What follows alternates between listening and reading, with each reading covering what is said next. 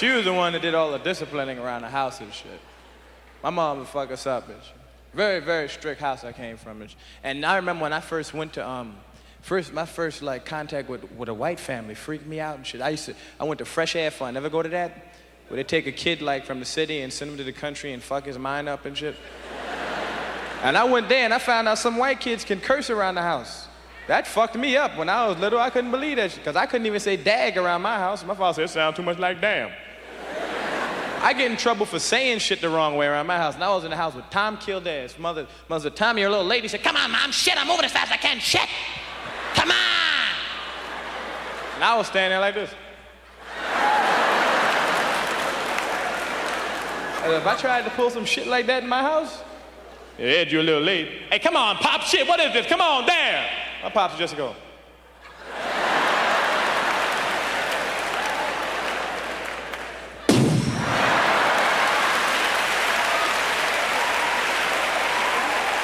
That motherfucker's crazy. Pops didn't play, man. He didn't play when it came to kids. He ain't fuck with my mother, though, because my mother... I got a scar over my eye to this day from playing the fight game in the bathtub when I was little. Me and my big brother used to play it. We was poor, we didn't have no Mr. Bubble. We played the fight game. We be in that tub that...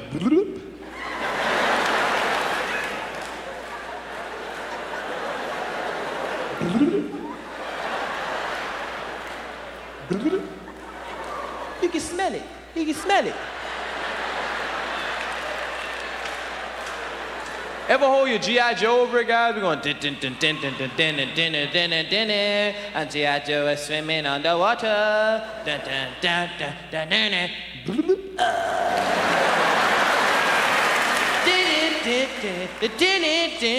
And G.I. Joe want to find out where the bubbles is coming from. On the bottom of the ocean, so he started to venture into the cave from whence they came.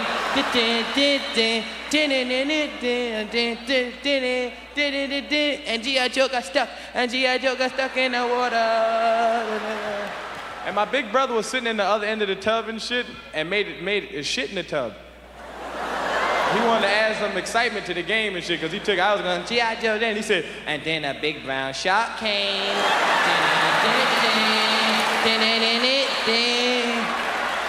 I jumped up and said, ah! Cut my eye in a soap dish and blood was gushing out my face and shit.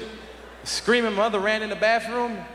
See my big brother sitting in the bathroom with a piece of shit in his hand in the tub. I was laying in the bottom of the water with blood gushing out my eye. And G.I. Joe up my ass.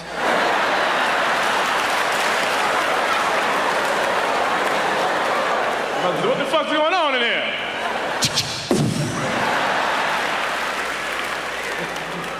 Ooh, you know it'd be a good, can I hold somebody's camera? Anybody bring a camera? You look, does it flash go immediately? Like I don't have to be waiting like my aunt and shit going, wait a second now. Ever do that? You be posing your ass off like this and your aunt be going, wait, it's the flash. Then try to press it and the shit don't work, they be going, it's something wrong with it. It'll go immediately, the flash. You sure? I'll take a picture of the crowd for myself.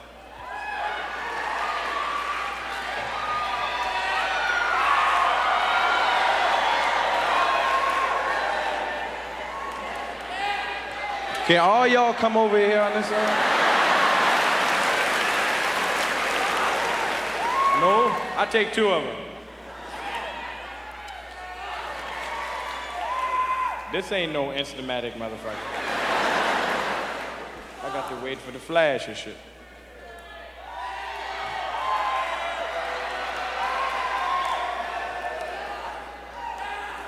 See, you got me waiting. I should break your shit.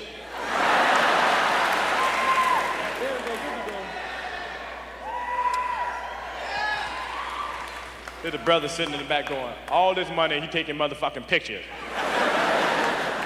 I want my picture took, I steal a car, motherfucker.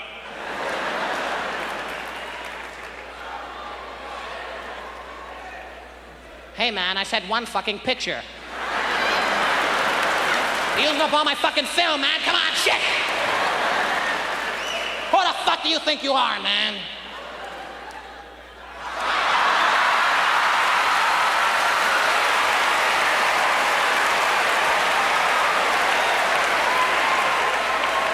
Let's see, explain the last one to the guys at Photomat. That's a picture of Eddie Murphy's dick. Ooh, you know what'd be a good picture? Can all the brothers stand up? All the brothers in the audience? Straight up. Everybody up. All the brothers. Up. Straight up. I'm serious. What the fuck you doing? Will you motherfuckers stand up? Up. And all the ladies, get your cameras out. We're gonna set the record straight here. When I say go, everybody whip out their dick and go, hey! Look how fast the white dude sat down. Sat down quick and said, hey. Some of them still standing. Y'all must be Italian.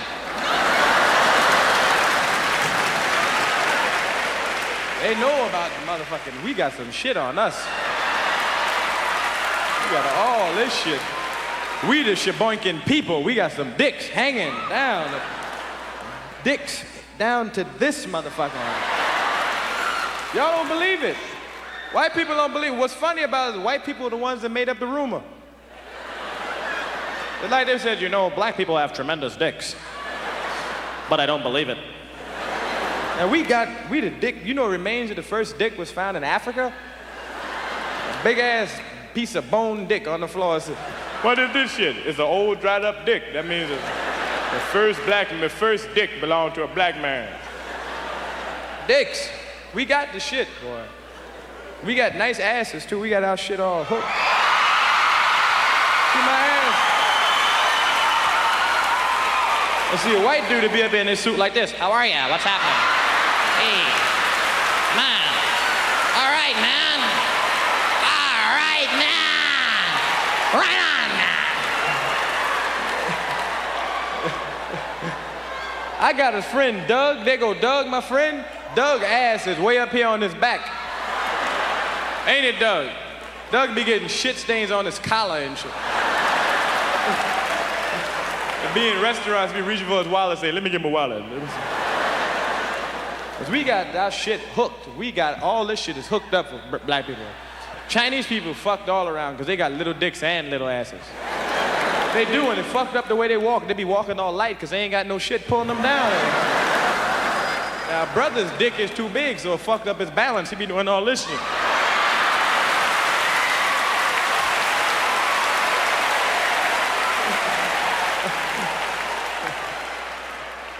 Every time you see a brother in a wheelchair, he ain't always crippled. You got this shit hanging down. That's why I don't let brothers model their drawers in a newspaper. Think about it. I've been seeing newspapers every Sunday morning, white dudes being there in their drawers like this. Never have no balls in their drawers. Smiling and shit. If I ain't have no balls, I wouldn't be smiling and shit. I'd be modeling like this. These dudes are going, I don't have any dick. Brother be standing there. If a brother model his drawers in the paper, they need an extra fold out in the paper. There's a sale on underwear, but this nigger's dick's in my coffee. Want me to stir it for you?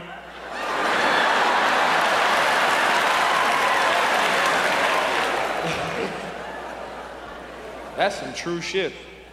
Racism. I ain't hooked up in all that racism shit. My motto is life is just be happy with motherfuckers. I ain't into all that racism shit. Racism ain't as bad as it used to be anyway, man. I mean, it's fucked up, but they don't call niggas niggas no more and shit. White people don't say it, especially when there's niggas around, so I guess I wouldn't know it. I went to Texas, though, looking for racism. About 2 months ago, I had a showdown in Texas, got off the plane and shit, walked up looking for racism, but my friends always told me, you better not go to Texas. They'll fuck you up. And when my modern day brother hear that shit, they be like this, what? They ain't fucking nobody up. Brothers act like they couldn't have been slaves back 200 years ago. It ain't like them motherfuckers like that shit. I wish I was a slave. I would fuck somebody up. Shit, tell me to bale some motherfucking cotton. I would have been on the street and shit. You would have came up and said, hey, yo, nigga, bale this cotton. Oh, said, suck my dick, master. Suck my motherfucking dick. That's right, I ain't bailing the motherfucker. It wasn't like that shit. The first dude that got off the boat said that shit. Bail that cotton. Fuck you, motherfucker. The other motherfucker said, we'll bail the shit, just keep that shit over. Just keep that fucking shit away from me. I got off the motherfucking plane, walked off, got up, walked up my bag, all my black shit on, black leather, big ass medallion and shit on like this. Little white dude walked up and said, "This your bag?" I said, "Yeah, it's my fucking bag." "Why, motherfucker? A black man can't have a suitcase?"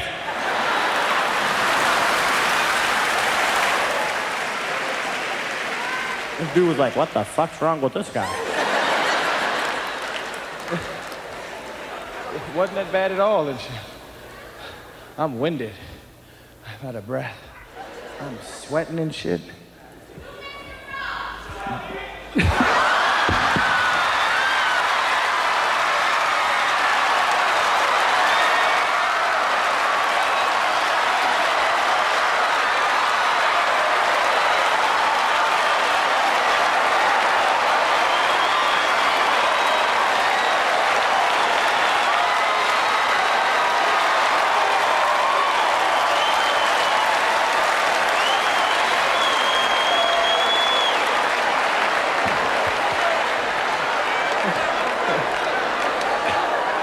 Y'all didn't know I was a ventriloquist, too.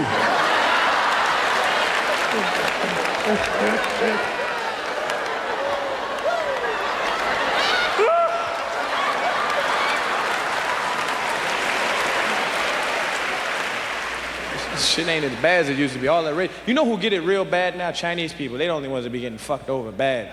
You be teasing them and shit. Ever go in a restaurant and order up some food and Chinese dude be in there, and then when he leave, you go like this. Everybody makes fun of the Chinese when they order some food up and shit. And they nice guys. They be all cordial and shit. The egg for young and egg. When they leave, you go. Your friends and shit be laughing, and he look out the back and say, "That food is coming right up. Thank you." A food is coming right on. They probably be in the back watching us going, saying, Yes, very funny. Very funny. Make a special wonton soup for him.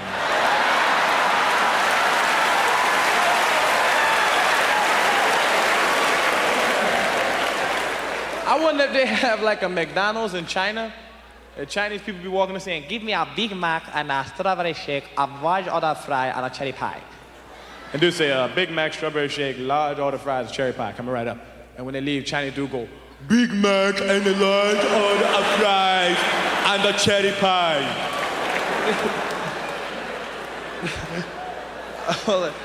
That's a fucked up language too, Chinese. It's hard to learn. The TV is all screwed around. Any kids here? I mean, little kids. I know a lot of people bring their little kids down here. How old are you, man? How old? 30. Oh, you're gonna be fucked up when you leave. Dad, what's a dick? What is that? How old's the other dude right there? Oh, y'all fucked up now. Y'all thought I would be going like this, "Ote," and all that shit, right? You didn't know I'd be saying, "Our dicks is this big." Kids gonna be waking up like this. The Negro's dicks are coming to get me, Mom! I'm gonna tell y'all a little joke y'all can tell in school, all right? Because I've been telling this dirty stuff. Okay? Here's a little joke for y'all. Y'all can listen to it too. But I know lots of times people see my show, then go to work and try to tell my act and fuck my jokes up on the job and shit. And then he said, "Goonie Google." And he had a G.I. Joe up his ass. Hey, I'm Mr. T. I'll rip your cock off with my ass. And dude be standing going, "Yeah, that's very funny shit." Here's a joke that you can tell down at school when school starts. Everybody be quiet now. Are you listening, guys? A bear and a rabbit are taking a shit in the woods. And the bear turns to the rabbit and says, "Excuse me, you have problems with shit sticking to your fur?" And the rabbit says, "No." So the bear wiped his ass with the rabbit.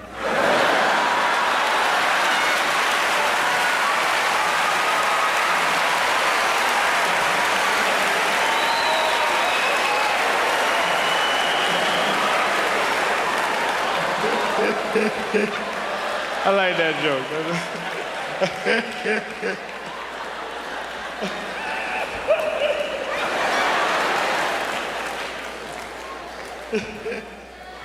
Oh, shit. Anybody got cable? I've been watching a lot of cable lately because I'm so mad at the only good show on TV now is Star Trek. That's some good shit. I like Captain Kirk and shit. Captain Kirk will fuck anybody. I seen him beam down to a planet. Ever see the episode he fucked this green bitch? You gotta be a horny motherfucker to fuck a green bitch. I mean, I ain't no racist, but if the bitch is green, there's something wrong with the pussy. He be fucking, the music be going dun dun dun dun dun dun dun dun dun dun dun boom boom boom boom boom boom dun dun dun dun dun dun dun dun dun. Shit be getting all fucked up. Mr. Scott, I like him, he made me laugh. He never cool and shit. He's the opposite of Spock. The shit be all fucked up, and Mr. Scott will say, Captain, my ship can't take much more of this, sir. She's about to blow. let Spock handle it. And Spock say, Mr. Scott, why don't you take the phasers and point them at the dilithium crystals and point them phasers at them and use the power from the phasers to regenerate the dilithium crystals and we can get out on impulse power. Mr. Spock, it just might work, sir. The shit worked last week, motherfucker. You know, I want to say something. You know, like, I think maybe like 30 years ago, there was a woman that wanted to sing in it, a black lady that sang opera, that wanted to sing, what was her name? Mary Anderson, and this place was like segregated and they couldn't sing here. And she couldn't sing in the place. And here we are, like, you know, not even 50 years later, a 22-year-old black man on stage getting paid to hold his dick. God bless America. I gotta go now. Y'all take it easy. Bye-bye.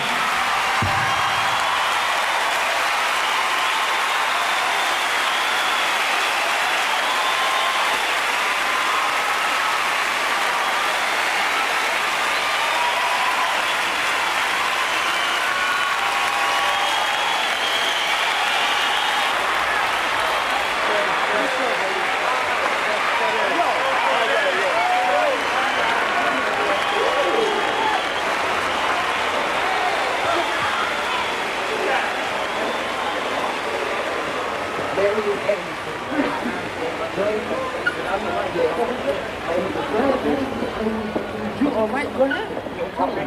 I'm telling you, you good, man. Go get the girls. You don't gotta follow us. What's the name of the club we going to?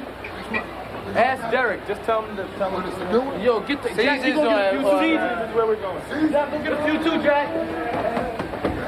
Jackie, baby. Oh, that was hot. Just hot. Just. Whoa.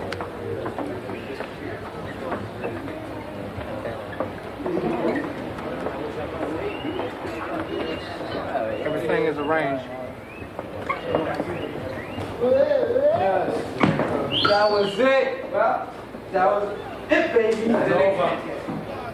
That was it, baby. And don't be screaming out buckwheat while I'm talking, motherfucker. Because this is buckwheat right here, motherfucker. This is buckwheat. This is buck on this side and wheat on this side. And the long one in the middle is alfalfa, goddammit. This is our gang right the fuck here. Keep your motherfucking mouth shut. I hate motherfuckers that scream shit out in the middle of, be in the middle of a bit. We recording HBO shit and the album shit, and you gonna fuck it up by screaming some shit out. You motherfucker.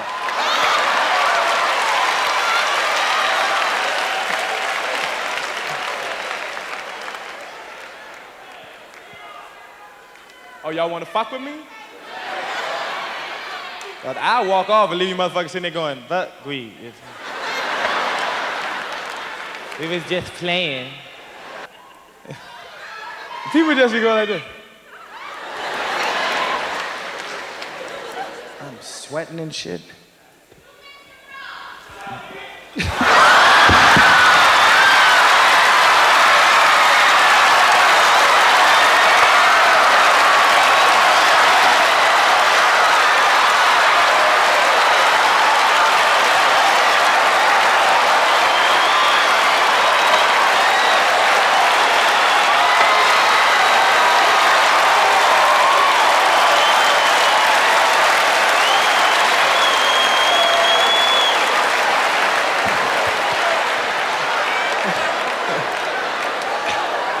Y'all didn't know I was a ventriloquist too. You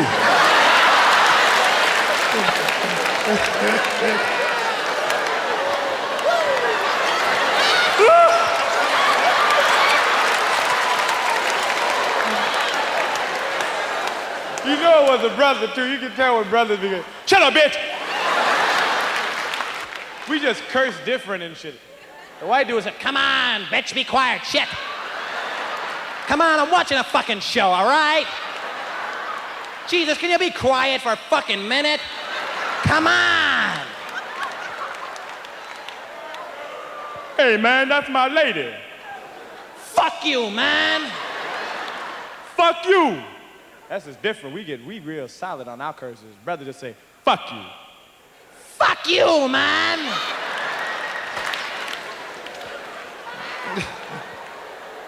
I'll fuck you up! Hey, now, I don't want to fight or anything like that.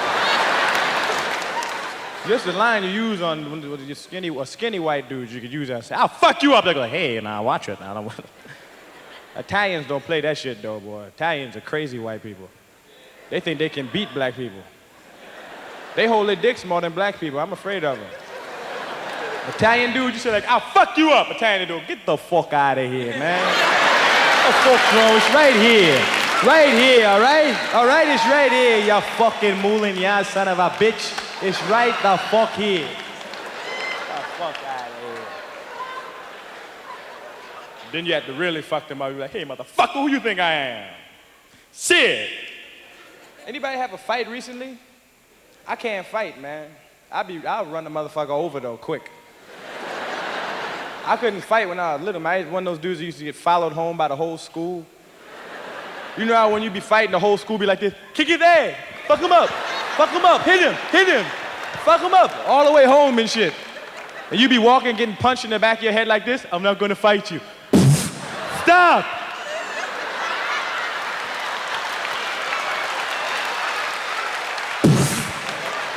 Stop! What you gonna do? What you gonna do? What you gonna do? What you gonna do? What you gonna do? What you gonna do? What you gonna do? I'm not gonna fight you. I'm not gonna fight you. I'm not gonna fight you. I'm going home. You don't live that way. Stop! That was me and shit. I wish I had a gun when I was little. I whipped that shit. Be a little 6-year-old with a gun saying, back the fuck up. Pop a cap in somebody and shit. That calm motherfuckers down when you're shooting. They want to fight, you say, poof. Never mind, fuck it. How you doing, man? I'm wonderful. Yeah, you are definitely blessed. How's the family? Wonderful. Everybody's wonderful. That's great. Yeah. That's great. Any of your kids thinking about show business at this point? Not at this point. Not Yeah. at this point. Every now and then somebody would, my son a couple of years ago was like, I want to do something, I want to act. I'm like, if you want to act, you'll want to act when you're 18. You know, wait till you get grown. Because it's a really short list of people that started acting when they were young that, you know, are still around. And if they're around, they're in therapy. With the exception of Ron Howard and Kurt Russell. Everybody else is pretty fucked up. If you start acting now, Yeah, you're you start- guaranteed a cable guaranteed, special. yeah. What happened to you? That's good advice you gave him. Yeah. Absolutely. Yeah, but you know what? You were right there on the cusp, but right there at 18. Well, your stand-up started when you were, what, 13, 14 years old? 15 when I started doing stand-up, but not in the public. I got known from Saturday Night Live before I did stand-up. They didn't know I did stand-up till, like, you know, 2-3 years of seeing me on SNL. Then I popped up on HBO. Right. But they didn't know me from stand-up when I was younger. Yeah. And what drew you to stand-up comedy? Richard Pryor. Yeah. I had a sense of humor, and I saw That Nigga's Crazy album. Oh, yeah. I heard that album. And back in 74 or 5 or 6, and that just became, I remember being in the basement and listening to that record over and over again, because that's back when you're not supposed to listen to the dirty records. Right. You listen to the dirty records over and over again. I was like, wow, that's what I am. I want to be that. Right. Yeah, the album cover was funny when they had them, you know, all tied up and they were. Was it something I said? Yeah, that's right. Yeah. That nigga's crazy. He's doing something like that. Right. That's right. That's right. Yeah. It's something I said. Something I said. Yeah, you're ready to burn him or something. We're gonna burn him at the stake. Yeah. Okay, that's good, man. Any other influences for you? Richard Pryor, Bill Cosby. You know, when I was a kid, those were And still as an adult, those are still two of my favorite comedians. Richard's my favorite comedian, and Bill Cosby's a great genius, his comic genius. So I grew up, looking at and admiring those two guys. And as I got older, I started getting into Carlin and other people. But when I was growing up, it was mostly those two guys. Yeah. What do you think made them so special? Richard is a brilliant, brilliant mime and just the genius of comedy. And Bill Cosby's a brilliant, genius storyteller. Yeah. Two total different sides of the spectrum, but both genius. Yeah, yeah. And Cosby's so prolific. I mean, just hours and hours and just simply sharing his life. Yeah, just one of the great geniuses of the art form, Bill Cosby. Absolutely. You remember one of your first comedy routines? Yeah, but they're pretty atrocious. I came across a little thing, you write what you're gonna do, you're a bitch, gonna go do this, and then I found this thing once, and one of my bits was called eating boogers. So it was like, I'm gonna come out, I'm gonna do Ali, I'm gonna do Muhammad Ali, then I'm gonna do it said eating boogers, and in parentheses, it said, a must. Like that was my killer bit, my eating booger bit. I'm closing with that one. I'm gonna close with eating boogers. It brings the house down. All right, that was the first routine, about 14 or so. Yeah, there you go. Now, at what point did you realize I'm funny? I've got something here. Well, there's two different revelations. I'm funny, and I've got something that came at two different times. Right. I knew I was funny really, really early on. In my house, it's really funny. My mother, my brothers, my father, everybody has a sense of humor. And I was funny around the house. And then I became funny around my little group of friends. So I knew really early on that if I was trying to do something funny, I could get a reaction from it. And after I got on the stage and started doing stand-up when I was around 15, and I would see the reaction, that's when it was like, hey, there's something, I got something here. Right. And then you started to hone it. I started to do it. Yeah. I didn't know if I was honing it. I was doing it as much as possible. You remember your first night on stage? Yeah, I was at a place called Mr. Hicks' Place. The first place I did stand-up as a stand-up. First place I ever did stand-up, period, is the Roosevelt Youth Center when I'm 15. I remember that. But the first place where it was a grown-up, in front of grown-up people, I'm 15 as well, it was a bar called Mr. Hicks' Place. It's like they used to have gong show night. Remember they used to have the gong show? Right. And all the little bars was having gong show nights, all the local, talent was going up to getting gonged at the bars and stuff. And you could win like $25. My brother was like, go do Stevie Wonder impression at the gong show night. You could win that money. So I went down to Mr. Hicks' Place. And back when I started, I did mostly impressions. I'd do like all voices, like Ali and Cosell. Back then, that's how long I've been doing stand-up. Ali was the champ when I started, okay? Ali was the champ, and Jimmy Carter was the president. It was. I had a Jimmy Carter impression, and Ali had all this really weird stuff. Can you still do them? I'm not gonna try. I'm not gonna try. But I had all of this stuff that I would do. And so I went down to Mr. Hicks' Place to do my Stevie Wonder impression and win that money.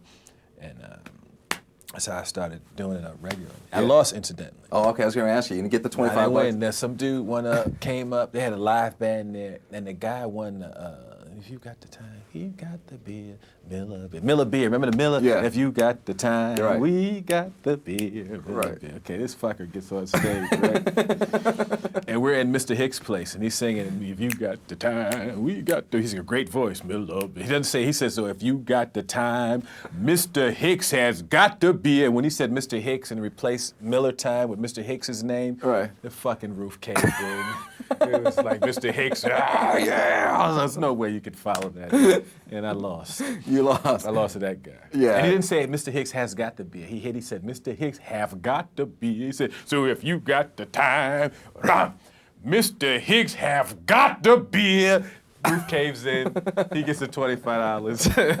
Mr. Hicks sells more beer. Mr. Hicks sold a round of beer on every plate. Gave everybody a round of beer. And you walked home. I walked home. And your brother's like, did you get the money? Nah. What happened? Mr. Hicks have got the beer. That's what happened. It's the little details. The little details. You gotta learn how to split a verb if you want to win that money. You never thought you're gonna lose to a guy singing about beer. Mr. Hicks. Mr. Hicks. But the good thing about that, there was a guy named Steve Love in the audience that night, and he owned a place called the Dolphins Cove down the road. Right. And he was like, "How long can you stay on stage?" And I said, "I don't know." He said, "I'll give you $1 for every minute you can stay on stage." So I started playing his place down the road, and that made me start writing more. It was like I only had 5 minutes. It was like every time I could get on this, if I get on the stage 15 minutes, I get $15. Right. So it's like I was writing, trying to come up with stuff. Because if you go do 5 minutes, 5 minutes seems like a really long time if you're just starting out doing stand-up. It is a long time. But yeah, but it ain't a lot of money afterwards. All that money and sweat and shit, you come off, you got $5. You're like, shit. It's a lot of stress for $5. Yeah, barely paid for the bus fare. No bus fare. We was walking to the gig back then. Yeah? Yeah, Dolphins Cove was on Nassau Road, about a mile and a half from my house. I used to walk to the gig. Just walk on up there, get the $5. You get the $5 and walk back. When I come back in about 2 months, I'm gonna be up to like 20 minutes. Yeah, I never got to 20 minutes. I got as much as 15 minutes I got. Is that right? Back then, yeah. When I was like 15, 16 years old, I had like 15 minutes. And I would get $15. Who'd you try your material on? The audience. That's Just it? go try it out the club. Not at home?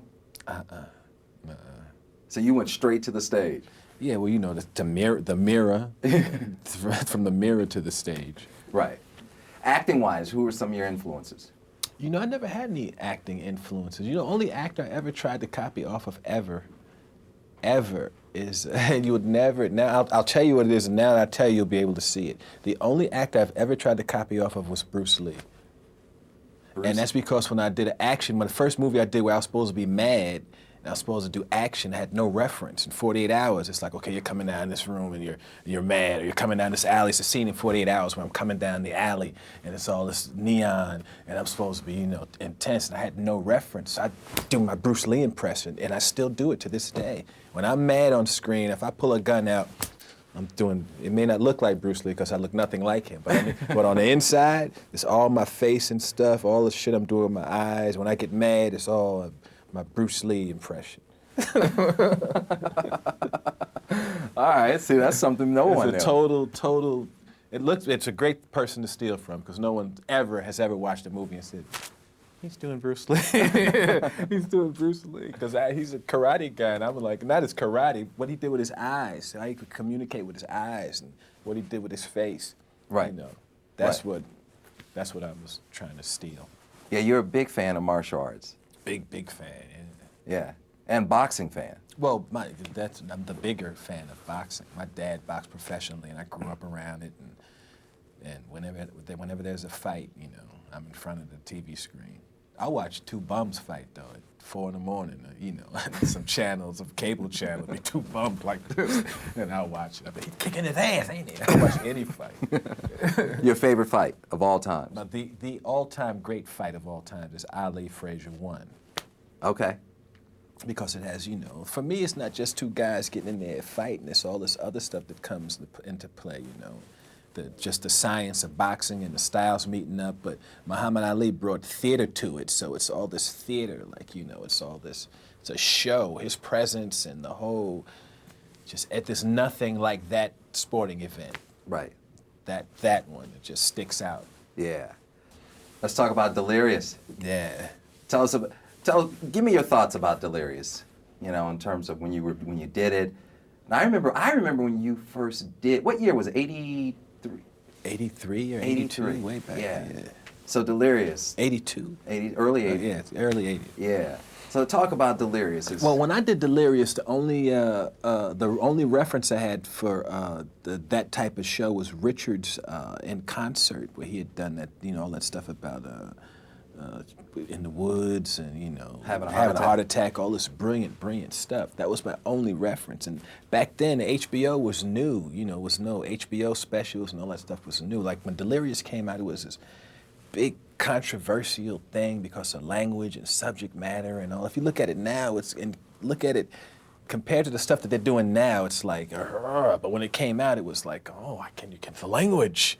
It's like, it's like when you ever watch when the Beatles, the footage of the Beatles when they came out, and the stuff that they were saying about the Beatles, it's wild rock and rollers, and you look at them now, they got suits on and ties, and it was all their long hair rockers. It's like these guys had ties on, bowing at the same time, you know? And it's a lot like that when I look at Delirious, and that it's like, Delirious is harmless, but back then, you know, it was really controversial. Yeah. What was controversial? This language and subject matter talked about a bunch of stuff that hadn't been talked about and dealt with a bunch of things that, you know, things you never said. No one had ever said anything about Michael Jackson before. And no one had ever mentioned AIDS before. And no one had ever mentioned a bunch of different things that I was just saying. You know, so it was like, how can he say that in that language? There was a lot of that going on, you know. Right. Some of your favorite routines on that? On Delirious? My favorite routines. I think the classic bits. You know, lots of times the way I use it. Lots of times somebody sees a comedian, they'll be like, "Oh, I saw so and so's act. He was hysterical. I just saw it. So really, what did he talk about? What was? You know, I don't know. He did something about something." I say, "Well, give me just one of his bits, just one bit." And they can't give a bit. If you saw a good show, you could go, "Oh, they did that bit about that, and they did that bit about that, and they did that bit about that." And in Delirious, it has bits like ice cream bit stands out, the ice cream man, and the Goonie Goo Goo, all that stuff are going, the cookout, my father, and the singing thing, all the stuff with the singers and all that stuff kind of stands out. Yeah, ice cream man. Yeah. Yeah. That's my one of my favorite little routines of mine. Because that's one that everybody can relate to. It's like no matter where you come from, if you grew up in America, you know. Yeah. You heard the ice cream man and you know what that routine is. Yeah. And your father? Yeah. Getting a little drunk, acting up, huh? Yeah. Yeah. And you know, what drove you to talk about those subjects at that time? AIDS, you know. That was just the stuff that was going on. That's the stuff, AIDS was new, and people didn't know about it. It was the stuff that was in the paper. You know, a comedian talks about the stuff that's going on in the world around him, and that was the stuff that was in the world around me. You know? Yeah.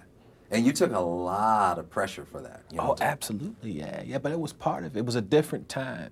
I remember they used to picket the show, and they used to do all kinds of stuff. But, you know. They used to pick at your show when you went on tour? Oh, yeah, I've been picketed. Because, you know, I just talk about everything back when they weren't talking about anything. So if you said anything about gays, you had the gay people at your show. No. No. You know, anything you said, anything about, they would pick it. You know, and then there was a thing back in the day where it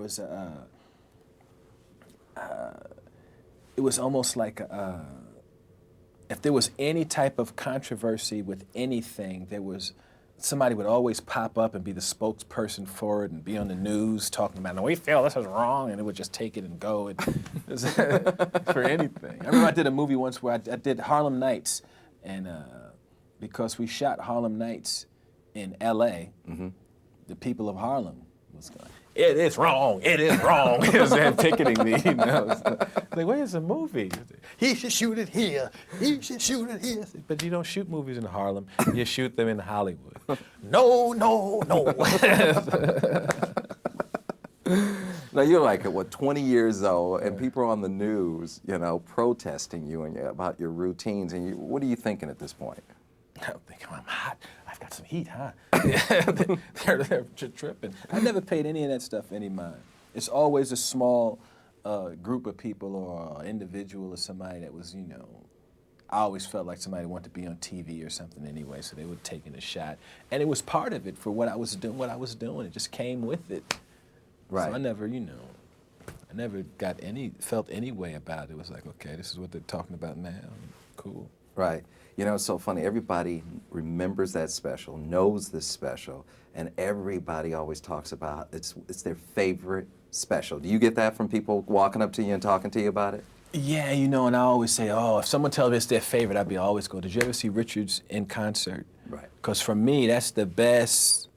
I mean, even if you're studying the art form, that's the best. Okay, you want to be a stand-up comic, you want to see what the art form is, you take Richards in concert, where he's got on that red shirt and the black pants and the gold shoes, the whole I Can't Breathe. I think the album was called Wanted. Right. But it's called In Concert, and that's the single greatest stand-up performance ever captured on film. It's like, okay, well, here's the ceiling.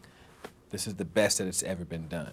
Then Mr. Cosby has a bunch of things, a bunch of albums and a couple of shows that they captured that you can put on to watch. But Richard's In Concert is the best. So when anybody comes up to me, oh, Delirious is the best I ever think, it's like, hey, this is the root of Delirious, you know. Right. You looking at the leaves, look at the root of the tree.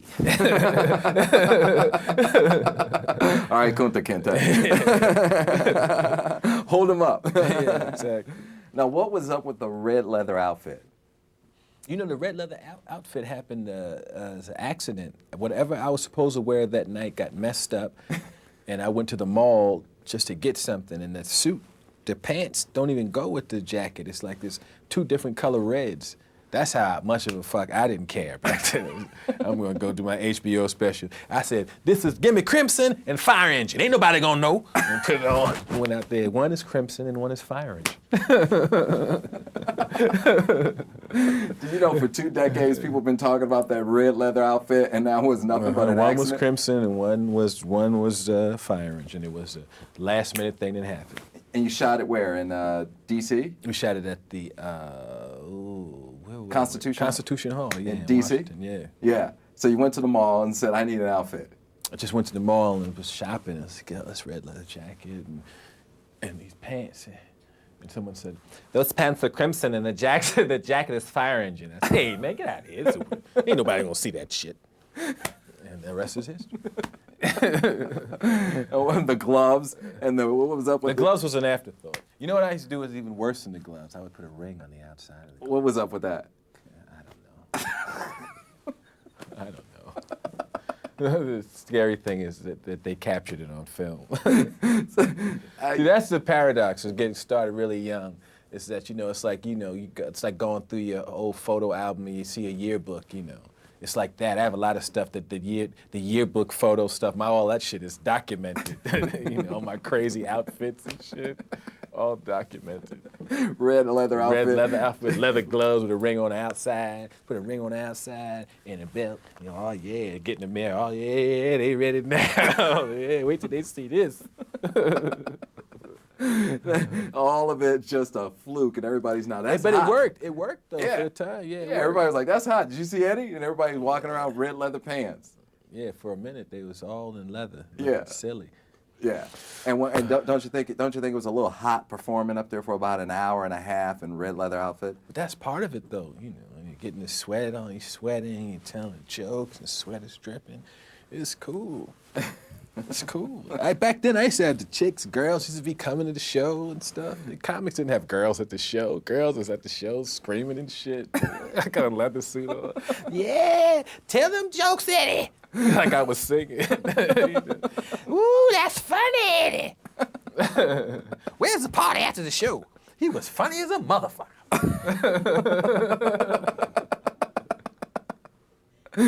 Did you go to the after party in the red leather outfit? Always. Always. Now, do you miss doing stand-up? Sometimes I get the little thing like, yeah, and then I'll go down to the clubs and I'll see what's going on. Then I'll be like, yeah, I got to do it again. Then it depends on when you catch me. One day I'm doing it again, and sometimes I never want to go touch it again. Why? Because there's something cool about where I left it. There's something cool about, you know, I stopped doing stand-up when I was 26, 27 and didn't do it anymore. It's like at the height of it, to not do it. It's something, now, it's cool, only cool because I have other things that I could do. You know, I can make these movies and stuff. If there's something cool, it's something cool about not doing it. It'd be like if Jimi Hendrix didn't die, you know, he just said, I'm not playing guitar anymore.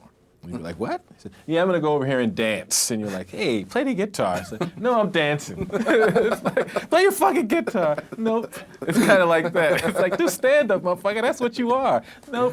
Making these movies. Do stand-up. Nope, I'm Dr. Doolittle. Do stand-up. Nope, talking to this dog. I'm talking to this Talking dog. to this dog over here. But once you're a stand-up, you're always a stand-up. Always a stand-up. So you're doing it somewhere. It never went away.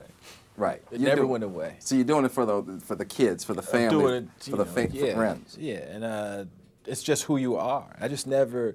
First of all, there's so much work involved, especially if you haven't done stand-up in a while. It's not like you just jump out there and start flying again. You really, really, really started, level one again. You got to go all the way back to when you was 15. You got no joke. You don't know if your joke works, and you got to. I don't care how funny you are, or how much you got, or whatever. When you get your ass out after the initial, oh, Eddie, ooh, that's just making it worse because these people are expecting to see some shit. They go, yeah, Eddie, all right. That shit died down. You just on stage like this.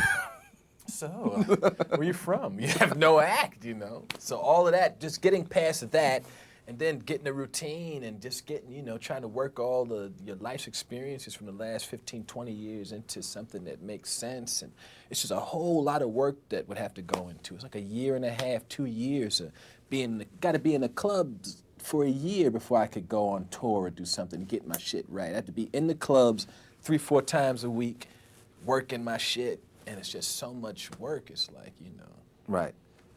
Whenever I look at the workload, it's like, oh, no, I'm not doing all of that shit. Right, right. And also I remember, because you and I have known each other since we were about 19 years old. When I first came to Hollywood, one of the first people I went to meet was Byron Allen, because he was on Real People, and we were the same age. I had read about him in Right On magazine. I was like, we the same age. He's a comedian too.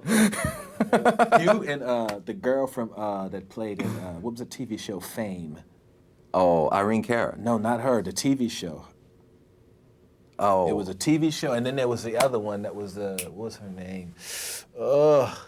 You know what? You saw me on the Tonight Show, and then that was it. You were like, boom. That was it. You told me you'd see me on the Tonight Show. Yeah. You and Keenan. Yeah. And I was like, he's our age. And Christy McNichol. That's why. Don't ask me why. Christy McNichol. I said, where is she? Back then I was like, hey, she's kind of cute, Christy. Christy McNichol. Yeah. And the other thing I know, before you went on stage, you paid a lot of attention to your hairdo. I did? Yeah, your hair. Your hair had to be right. I didn't know. You didn't remember? I shaved it all off, shaved it low. Now you don't even remember now. See, you were like losing it over your hair. But I used to put a lot of chemicals and shit in my hair back then to make it straight. Yeah. So I had to keep it when you do that stuff, your hair be. This is before the Jerry curl and all that shit. I was doing it in the kitchen sink perms, and they're really high maintenance, a high maintenance hairstyle. You go like this and your hair, you just turn it. You turn your head, juice went everywhere. Spikes and shit dripping. You could smell your hairdo. No, it wasn't Jerry curl. It was grease. Yeah. It didn't smell like that Jerry curl stuff. It had a greasy, lots of grease. Right. Yeah. We first met at the Comedy Store. I'll never forget this. You had come out to L.A. for a fitting for 48 Hours. And you were like, yeah, I'm out here for a fitting for this movie, 48 Hours.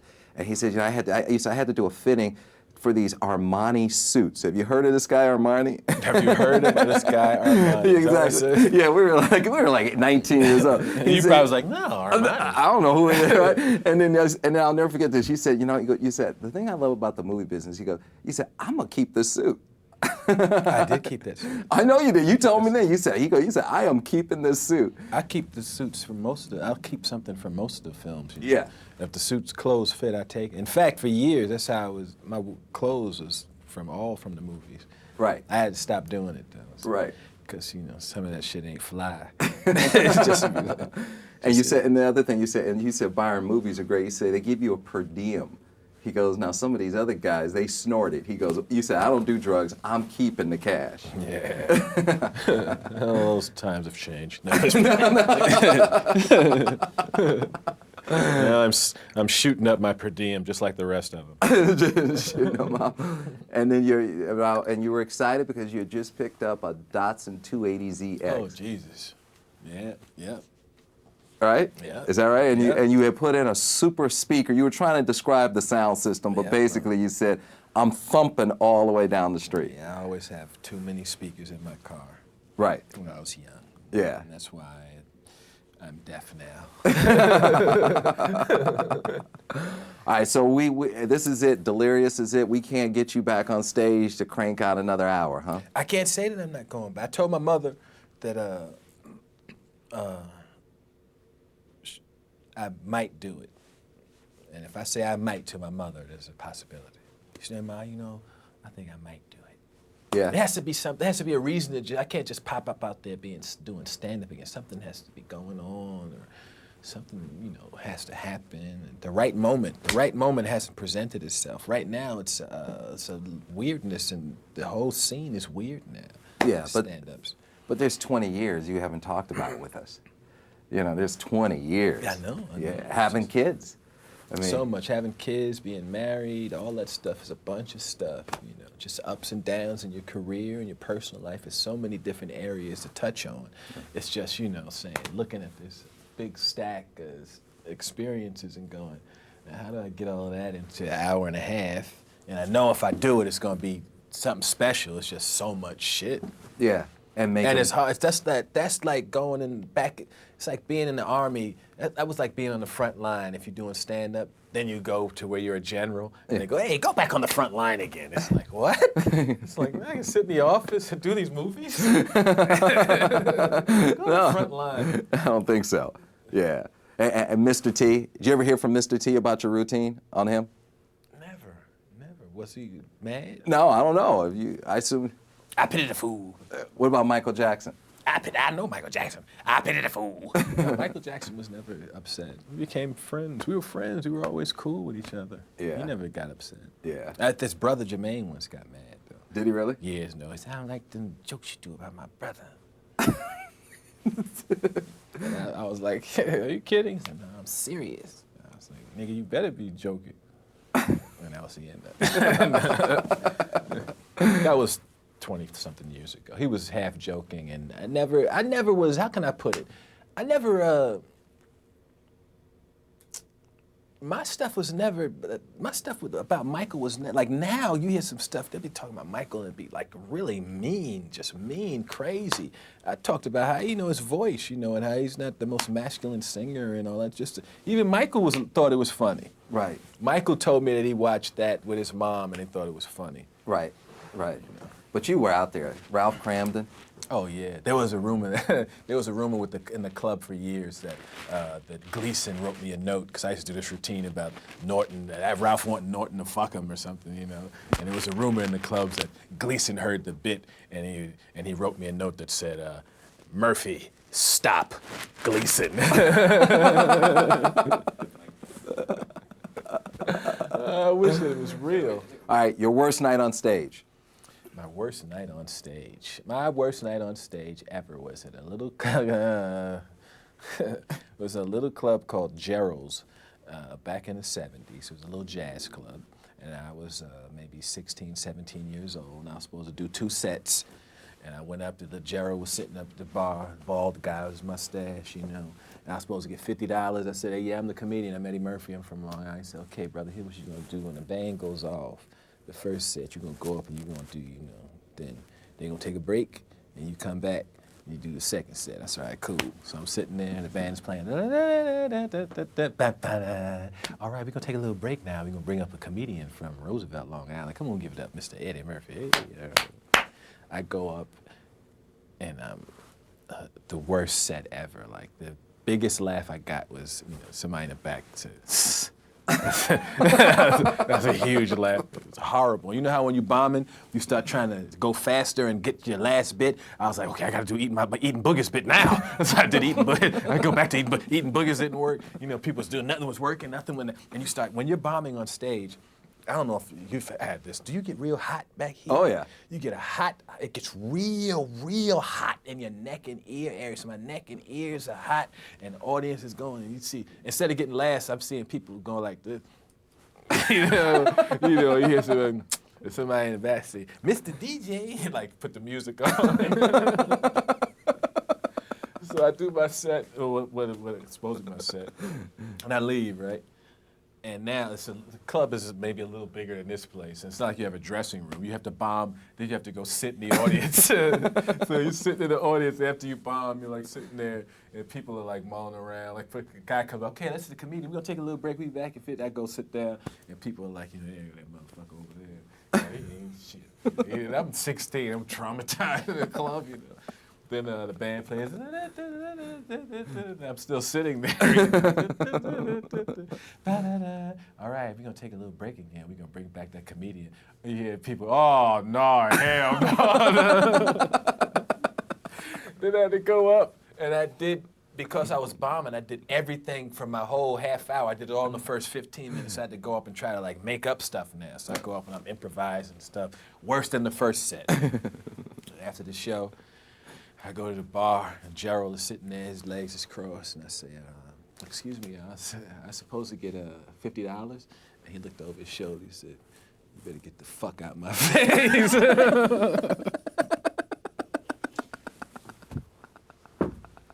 And that's my worst night. That's my worst night. And I had to call my father, of all people, to come pick me up at like 2 in the morning. And he's like, this comedy, you're a comedian. This comedy is bullshit. And I'm like, driving home and saying, you a comedian, huh? I'm driving. Horrible. That was the worst night. Couldn't get your $50. Couldn't get my money. And Gerald, if you out there, you owe me, you fucker. I'm some old ass man right now in Queens, the jazz club going, is that the same motherfucker? All right, your best night. Oh, I don't know. I can't tell which was my best set ever or which one was my most gratifying set. Because, my best night might have been some night you don't even know about, some night in the club when all cylinders are working, Okay. Well, your best memory about Delirious then? My best memory about Delirious is just how well it was received and that it was a surprise to people because people had seen me doing stand-up, they'd seen me doing Saturday Night Live and I'd done, I think, 48 hours by the time. When they saw Delirious, it came from left field. And I was 21 or 22 when I did it, but I had been doing stand-up, almost 10 years, so I pretty much had it polished, so it was like catching them with a punch they didn't even expect. And then I had on that silly suit, too. It really took them out. And what's cool about it is a lot of young comedians, they come up and they'll cite Delirious comics and oh yeah, that. Okay. Delirious is a moment in time, and it's a really unique piece. It's very funny. If you watch it, you'll see where a bunch of shit you see that came out in the 90s and a lot of stuff you see now. Delirious is one of the most imitated routine, performances. You see a lot of stuff that comedians just shamelessly just go and twist it a little bit and take it a little stuff. And I guess it's flattering, that they'll go and do that. But you see where a lot of the stuff that you think is funny, you see where a lot of it came from.